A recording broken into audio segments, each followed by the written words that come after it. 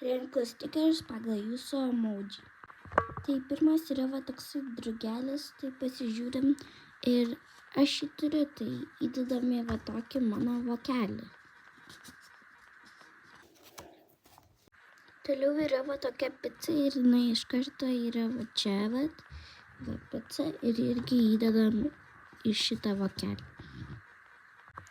Toliau yra bubble tea, tiksliau šalta arbata, man atrodo. Bubble tea ir irgi įdedam į šitą vokelį. Toliau yra tokia eglutė, jinai ir irgi įdedam.